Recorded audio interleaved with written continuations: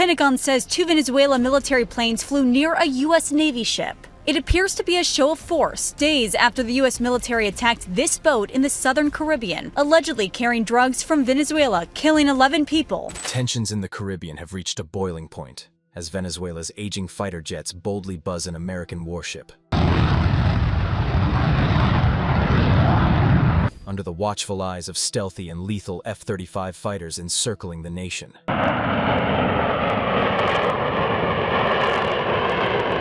What sparked this daring flyover? More importantly, what happens if this dangerous game escalates? This isn't just a standoff between old and new jets. It's a high-stakes showdown that could redraw the balance of power in the region. With America's most advanced fighters poised nearby, the question looms: how far will Washington go to contain this challenge? And what could ignite a conflict with consequences far beyond Venezuela's borders? Venezuela's aerial gesture of defiance. On September 4th, 2025, 2 Venezuelan F-16s conducted a low-altitude flyover of the USS Jason Dunham, a U.S. Navy destroyer, in international waters, an act that instantly heightened tensions in the Caribbean. Washington condemned the maneuver as reckless, while Caracas framed it as a defiant assertion of sovereignty. The incident followed a U.S. strike on a Venezuelan smuggling vessel days earlier, prompting President Nicolas Maduro to retaliate with the flyby. It was a bold but risky move, given Venezuela's aging aircraft and America's superior technology. The Venezuelan F-16s, relics of the 1980s, lacked the modern systems needed to threaten a warship equipped with the Aegis combat suite and an array of advanced missiles. The gesture was more political than military, a test of U.S. resolve rather than a display of strength. Aboard the Jason Dunham, the crew tracked the jets but refrained from engagement, exercising restraint even as Washington prepared potential responses. The episode underscored both Venezuela's desperation and the vast imbalance between the two forces. In the end, the flyover marked the start of a deeper confrontation, signaling that the United States would no longer tolerate such provocations and setting the stage for a broader strategic escalation. As the U.S. prepared to respond, the next phase of the conflict took shape with the deployment of its most advanced air assets and naval forces encircling Venezuela. U.S. military response and escalation. In response to the Venezuelan flyover, the United States rapidly expanded its military presence around Venezuela. Naval destroyers like the USS Jason Dunham increased patrols across the Caribbean, while the deployment of F-35 Lightning II fighters to Puerto Rico, particularly Roosevelt Roads Naval Base, less than 500 miles from Caracas, became the core of Washington's response. These fifth-generation stealth fighters, equipped with radar-evading tech and advanced targeting systems, signaled more than deterrence. They marked a decisive escalation. Alongside Aegis-equipped warships, drones, and surveillance platforms, the U.S. created an integrated air and sea dominance network that left Venezuela little room to maneuver. Commanders received expanded authority to respond with overwhelming force to any hostile acts, reflecting a shift from restraint to readiness. The arrival of F-35 squadrons gave the U.S. unmatched ability to detect, track, and neutralize threats across the region. For Venezuela, the bold flyover had backfired, triggering a strategic encirclement that exposed the vast technological and tactical gap between the two nations. What began as a gesture of defiance now evolved into a tense regional standoff, one that would soon pit old machines against the newest instruments of modern air power. Comparing air power, F-16s versus F-35s. Venezuela's F-16 Vipers, once elite fighters in the 1980s, are now aging relics. Decades of poor maintenance and a lack of upgrades have left most grounded, with perhaps a dozen or two still airworthy. Their limited capabilities, outdated avionics, and lack of refueling capacity severely restrict range and effectiveness. By contrast, the U.S. F-35 Lightning II represents the pinnacle of modern air combat. Its stealth design, 360-degree sensor coverage, and networked data integration allow it to detect and strike targets long before being seen. Armed with AIM-9X and AIM-120 missiles, precision munitions, and advanced electronic warfare tools, the F-35 ensures overwhelming superiority. In any encounter, Venezuelan F-16s would be tracked and targeted well beyond their detection range. their older missiles no match for the F-35's reach and precision. The outcome would be swift and one-sided, a reminder of how far the balance of air power has shifted. This disparity underscores Venezuela's harsh reality. Outdated fighters confronting a stealth fleet built for dominance, with grave military and political implications if tensions escalate. The growing tension now rests on the rules of engagement and how rapidly a single misstep could turn a standoff into a full-fledged conflict. Rules of engagement and the risk of confrontation. After the Venezuelan flyover of the USS Jason Dunham, Washington swiftly revised its rules of engagement, authorizing commanders to respond to hostile aircraft near U.S. naval assets with lethal force, without prior warning. The shift marked the end of earlier restraint and signaled that provocations would now meet immediate consequences. Previously, the Jason Dunham had monitored Venezuelan F-16s without engaging, but the new directives eliminated such patience. Given the vast technological edge of U.S. forces, advanced radars, missiles, and stealth fighters, the outcome of any confrontation would be one-sided. These tighter rules raised the risk of escalation. Even a routine flyby could now trigger armed response, turning a show of defiance into open conflict. The U.S. sought deterrence through strength, yet the line between caution and confrontation grew dangerously thin. For Venezuela, each sortie now carried existential stakes. What began as symbolic defiance had evolved into a volatile standoff, one where a single misstep could ignite a broader regional crisis.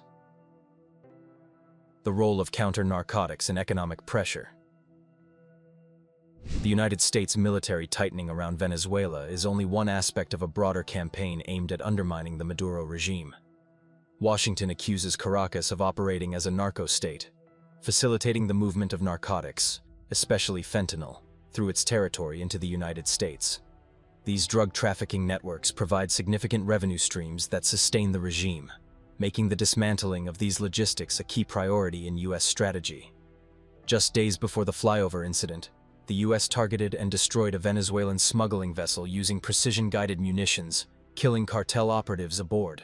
This strike was described as a decisive counter-narcotics operation, aiming to cut off the financial lifeblood that props up Maduro's government. The message was clear. The U.S. would aggressively target smuggling routes and cartel infrastructure as a means of economic and political pressure. Sanctions have already crippled Venezuela's oil exports, once its primary source of income. By combining economic strangulation with military interdictions, the U.S. is attempting to squeeze Maduro's financial resources to the breaking point. Intelligence operations disrupt cartel activities and monitor the movement of narcotics planes and ships across the Caribbean, exploiting the F-35's advanced sensors to detect illicit traffic day or night. This multifaceted pressure campaign is designed to force Maduro into a corner. Either cut ties with narcotics networks and lose essential funding, or escalate tensions with the risk of provoking a military confrontation with overwhelmingly superior American forces. Caracas's financial resources are now believed to be reduced to a fraction of their former levels, increasing the regime's vulnerability. The extensive use of the F-35 in counter-narcotics missions reflects new military thinking. Traditionally conceived for deep strike roles, the F-35 now patrols the Caribbean skies to detect and interdict low-flying aircraft, light jets, and boats involved in smuggling activities. Its sensor fusion system integrates satellite data with real-time intelligence, enabling rapid and precise action against illegal operations. By linking military power with economic and intelligence efforts, Washington is implementing a comprehensive siege on Venezuela's narco networks. This approach raises the stakes not only for Maduro's government, but also for the broader regional stability, fueling a tense dynamic where even asymmetrical responses become more likely. Venezuela's asymmetric responses. Facing overwhelming American air and naval superiority, Venezuela has turned to asymmetric tactics in an attempt to offset its disadvantages. The Venezuelan Navy has begun deploying vessels to closely shadow U.S. warships as they patrol the region, signaling a willingness to confront American forces indirectly. These moves are designed to assert presence without escalating into direct conflict, relying on harassment and signaling instead of outright engagement. Caracas has also increasingly employed drones, many reportedly supplied by Iran, launching them to probe and threaten U.S. patrols in the Caribbean. These unmanned aerial systems serve as a low-cost, deniable means of challenging U.S. operations, testing defenses, and collecting intelligence. While they present a new vector of potential conflict, these drones face well-established defenses aboard American ships equipped with electronic warfare suites and missile countermeasures. Venezuela's S-300 air defense systems and its fleet of MiG-29 fighters offer some degree of localized resistance, but are generally viewed as outdated in the face of U.S. fifth-generation stealth fighters and advanced missile technology. The air defenses could delay or complicate an American strike, but would unlikely prevent it. Their role may be more symbolic and political, aimed at deterrence rather than guaranteed defense. These asymmetric measures highlight Caracas's recognition of the massive gap in conventional firepower and technology. Rather than attempting to match the U.S. directly in open combat, Venezuela seeks to exploit unconventional tactics and proxy support from allies like Russia, China, and Iran, who provide weapons, intelligence, and advisors. This could complicate any future escalation, potentially transforming the Caribbean into a proxy battleground. Despite these efforts, the overwhelming technological and operational superiority of the U.S. Navy and Air Force has so far prevented Venezuela's countermeasures from altering the strategic balance. The tightening American cordon and continuous surveillance mean Caracas's options to maneuver militarily or politically are rapidly shrinking. Yet the use of asymmetric strategies reveals the precariousness of the situation. Venezuela is forced into increasingly risky gambits as it attempts to resist strategic encirclement. This fragile dynamic raises questions about how long Caracas can maintain its posture before the pressure from Washington becomes unbearable. The growing tensions across the Caribbean set the stage for the latest developments that could tip the fragile balance toward a much wider conflict. Caribbean Flashpoint: The Looming Future. The escalating tension between the United States and Venezuela has transformed the Caribbean into a volatile flashpoint, with risks reaching far beyond the immediate region. The deployment of American F-35s to Puerto Rico and aggressive naval patrols demonstrate Washington's intent to maintain dominance and deter any hostile Venezuelan actions. But this military buildup also raises the stakes of a confrontation that could quickly spiral out of control, engulfing neighboring countries and drawing in global powers with vested interests. Russia, China, and Iran have all courted Caracas as a strategic ally, providing arms, intelligence, and diplomatic support to Nicolás Maduro's regime. Should tensions escalate into open conflict, these nations could deepen their involvement, turning Venezuela into a proxy battleground reminiscent of Cold War-era confrontations. This geopolitical complexity complicates U.S. calculations, as any kinetic action risks provoking a broader international crisis with unpredictable consequences. Venezuela itself is caught in a tightening noose.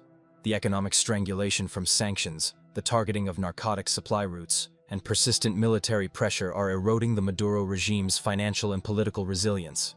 The Venezuelan leader faces a stark choice: capitulate and lose the illicit revenue streams that sustain his power, or escalate the conflict in hope of leveraging asymmetric tactics and foreign backing. Neither option promises stability or security.